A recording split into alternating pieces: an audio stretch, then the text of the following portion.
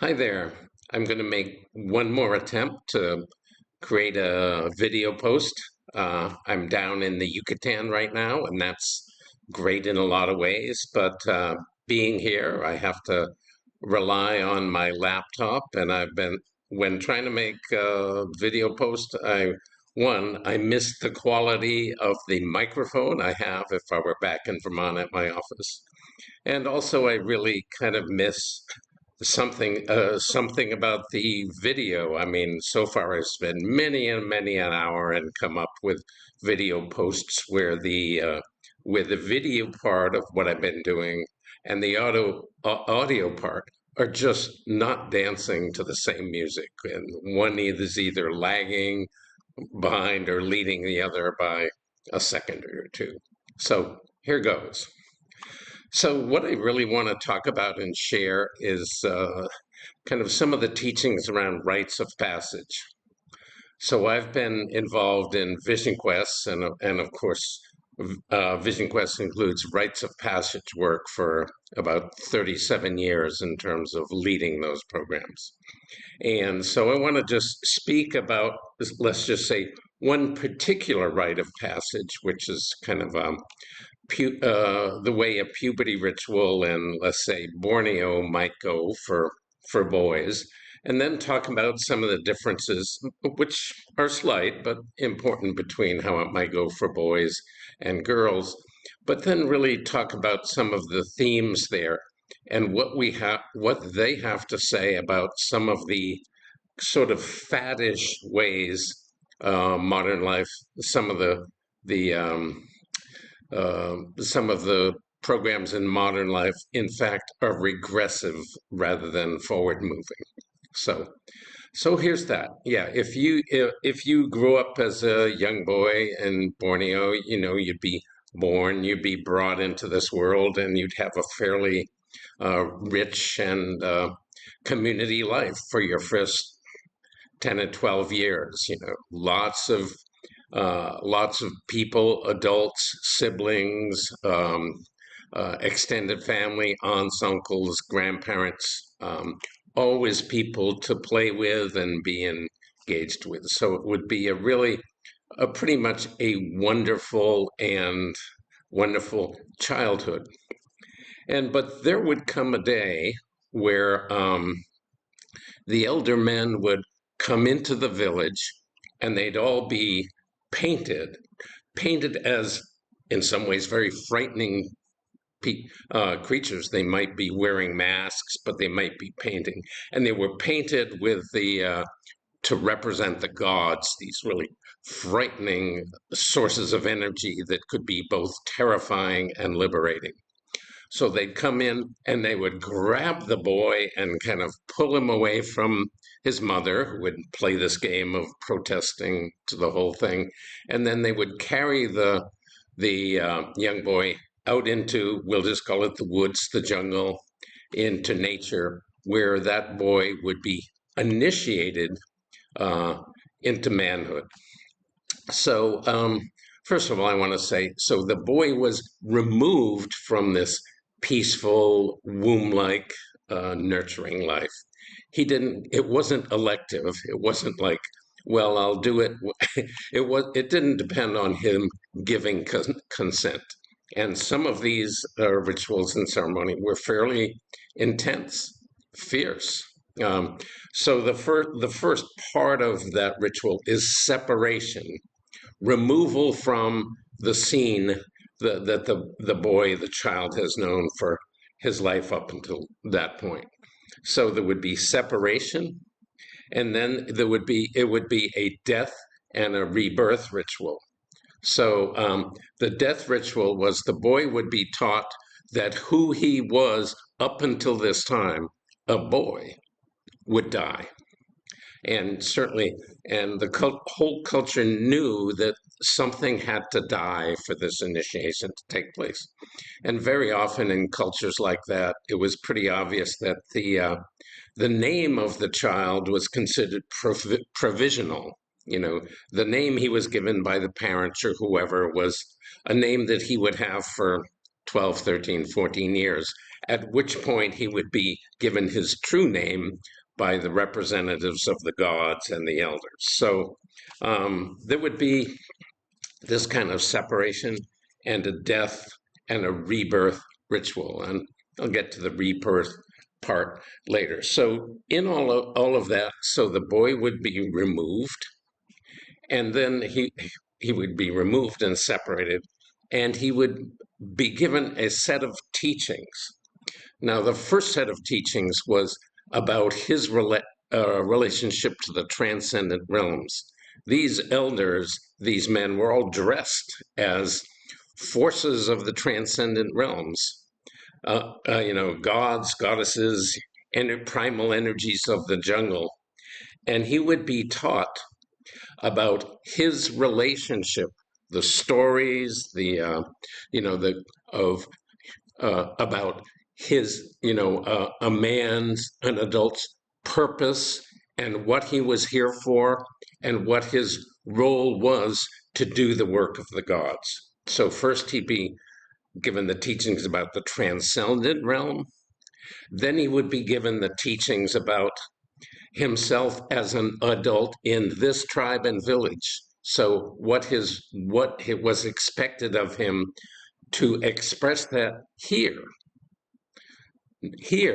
not in some tribe across the river. He would need to know, he would be taught how that was expressed here, what his role here was. And then he would also be given what he needed to know. What he needed to know to be a hunter, what he would need to know to track animals, what he would need to know to engage in war and battles, and all of those teachings would be given to him. And there would usually be so he would be, located within a transcendent, rich, meaningful, purposeful universe. And then there would usually be some kind of an ordeal, something he would have to go through. So in a particular one that Robert Bly mentions, one of the primal gods of the jungle was named Dungwala. And Dungwala was a god who had a missing front tooth. So at some point in this ritual of initiation, the boy would be held down by the elders, and the shaman or one of the elders would take a rock and smash out the front tooth of this boy. Now, today in the context we live in, where we're not taught about our relationship to the transcendent, a lot of what happened in kind of primal rites of passage would be considered abuse. It would be considered traumatic abuse, and the people who did it would be arrested and locked away. But in this instance, that knocking out of the tooth was in some sense an act of love. Yes, it was intense. Yes, it was physical. It was a really strong expression of energy, and it says, by doing this, you become one with Dagmwala. So it's, in some sense, it's a very intense expression of what we would call tough love. And so, and the doing of it made the boy like the gods. And so then, after all this happened, and it could be other forms of ordeals, they're kind of different in different tribal societies, the boy would then, the rebirth was he would be reintroduced to the village as a different person. He would have a new name, or perhaps if he part of his ordeal was a solo or a long period of time in the jungle alone, where he would have to learn and find out what he had, what sustained him when everything else that usually sustain us is not there. So he would have learned how to deal with difficult situations, how to find his own power, and perhaps maybe he might have a great dream that in some sense would give him his name or his vision, and then he would be reintroduced to the village. So there, there were certainly a lot of similarities between a rite of passage or a or a ceremony to initiate a boy and a girl into adulthood. The main difference, though, is that, I mean, the girls also need to be separated to become adults. But since women, as certainly in Tribal Village, were those who brought forth new life, who brought forth children, after being separated, the girl's role would be to, in some way, circle back to the hearth, to the home, to the creation of life and food, to come back to the hearth only as an equal to mothers and grandmothers. So she would be separated and then return back to what she knew. Whereas in the initiation of a boy, they would be separated from home and hearth. But then the world they were heading to live in was the world of the forest, the world of the hunt, the world of warfare. And their initiation was to teach them what they needed to know to thrive and survive, and in some sense, flower and find their empowerment in that world.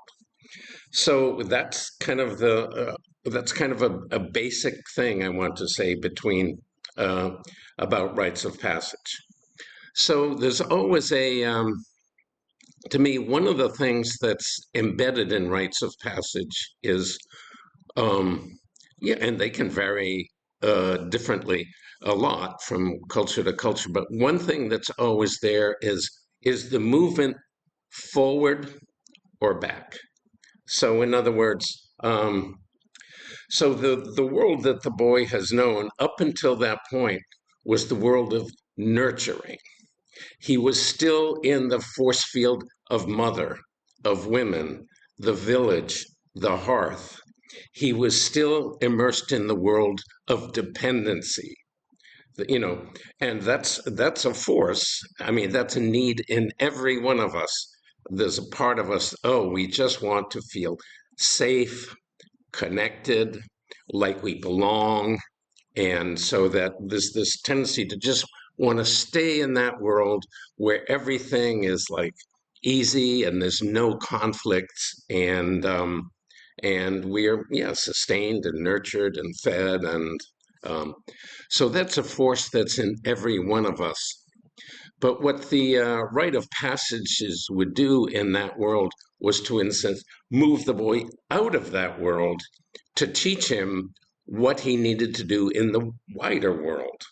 So, so we all have these dual needs. One is to belong, to find a place we belong, where we're safe and we're nurtured. So that is a need of all of us, to find that place of connection and safety.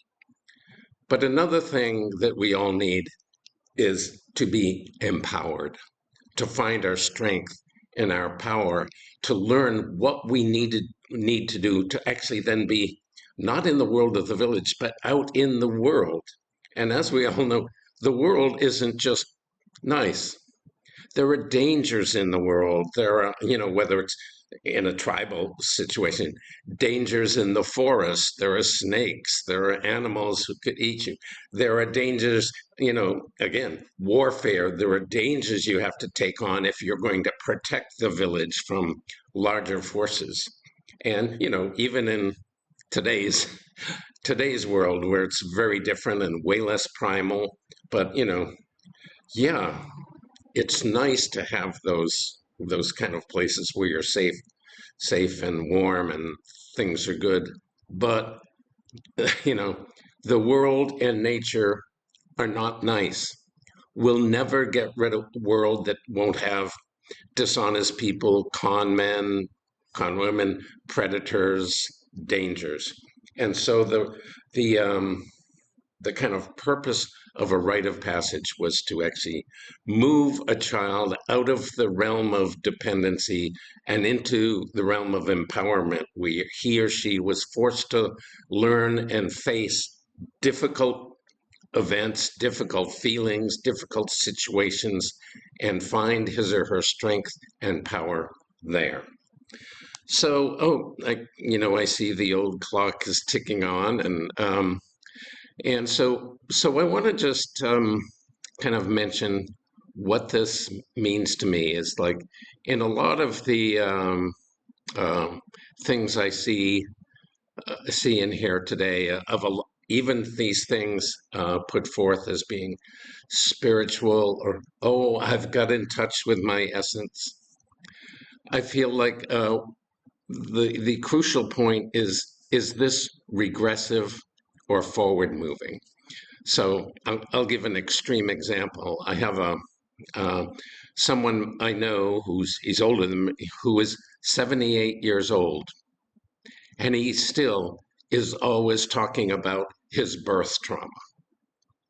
And this is not a person who had to be resuscitated 10 times during birth, or it wasn't, is definitely not a person who grew up in a war zone, definitely not someone whose parents were executed in front of him, or definitely wasn't sexually abused or dealt with a lot of violence. What he is often talking about and his birth trauma turns out to be just the fact he was born. And in one sense, there's a kind of archetypal thing that, yes, birth is always one of the big transformative events of one's life, because what happens at birth is before that event, we are floating inside our mother's womb. We are floating. We never feel hunger because we're kind of constantly fed by the blood, our mother's blood moving through us. We're never cold. It's always the perfect temperature. We're never hungry. We're never cold. It's dark. We don't see light. And then so all our needs are met without ever having to do anything about it. And then birth happens, and this all of these forces of contraction happens, and the child is kind of um, pushed out of the womb, and he or she is then there, and the world is it might be cold. He is usually quickly wrapped in a blanket to stay warm. That first breath to lungs that have never felt air before is probably searing and painful. And very often, the child kind of screams with the intensity of it, and the eyes open and the light, which has never happened before.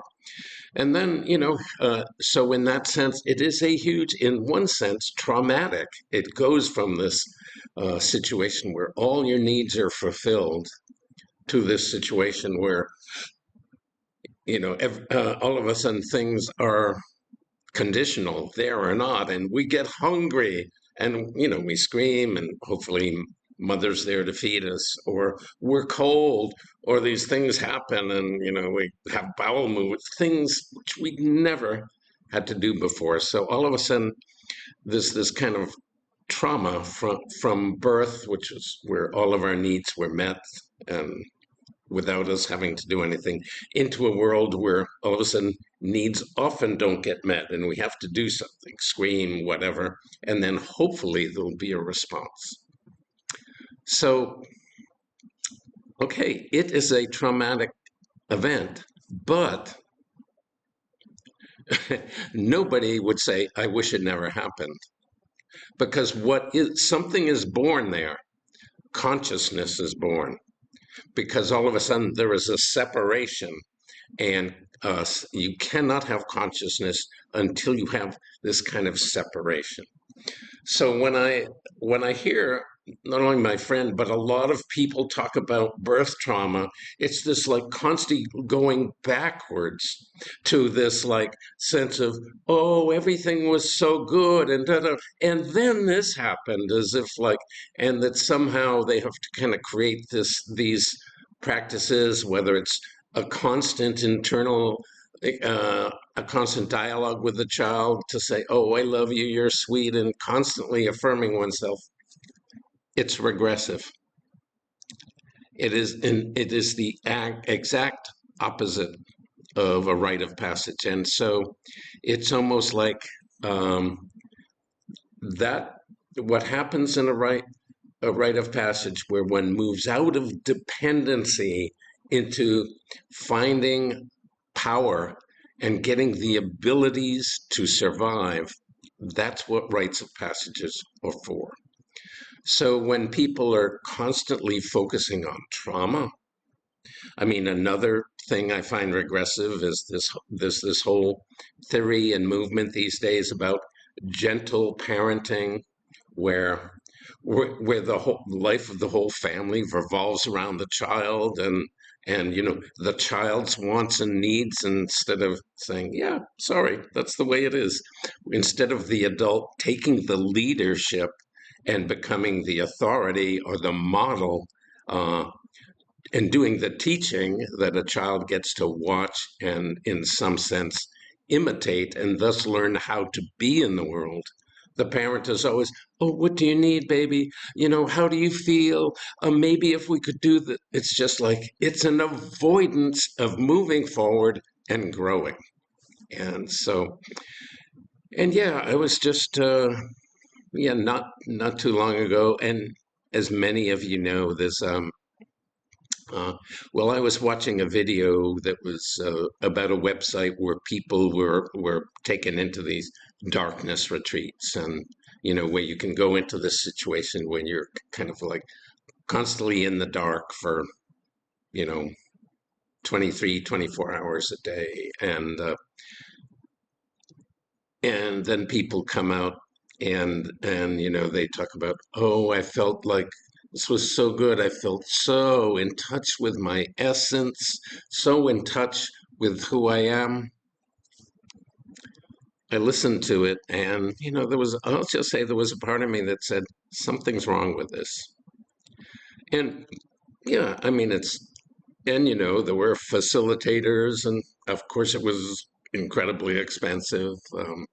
Um, but and I thought, what is it that's wrong with it? Because in some sense, sure, great, if you want to do that, try it. But that question, that thing of, oh, I found my essence,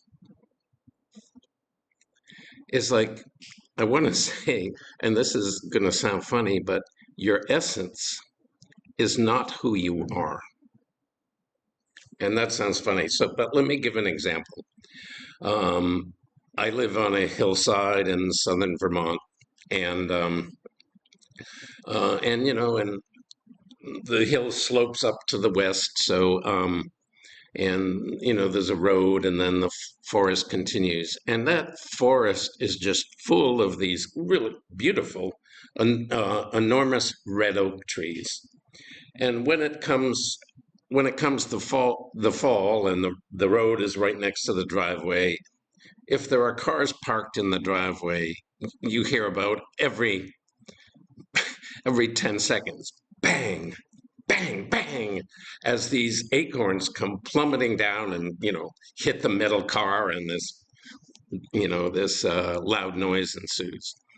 And so, and then they hit and bounce, and they roll onto the lawn or pile up in the driveway. And there were years, when there were so many of these acorns falling that, in fact, they cover the ground. And if the grass is short, you can barely even see the grass. It's like a solid mosaic of acorns. And so, what I want to say, every one of those acorns, it's like they're all in touch with their essence. So every one of those acorns, every one has the potential to become one of those magnificent, tall, majestic oak trees. That's the essence of an acorn. That's the essence of an oak tree. But, let's just say, in the 10,000 of them that actually fall down and cover the lawn and the driveway, there are not 10,000 of those that will ever become one of those majestic oak trees.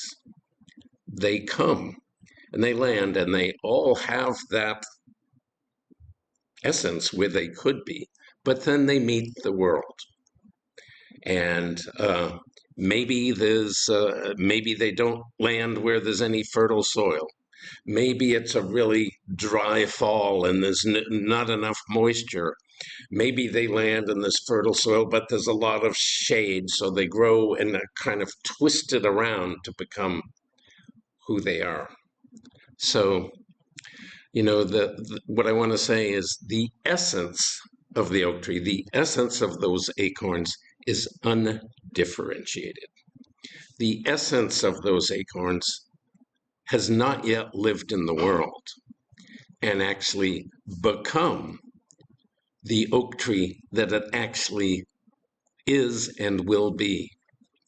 And so I don't think one's essence is necessarily who you are.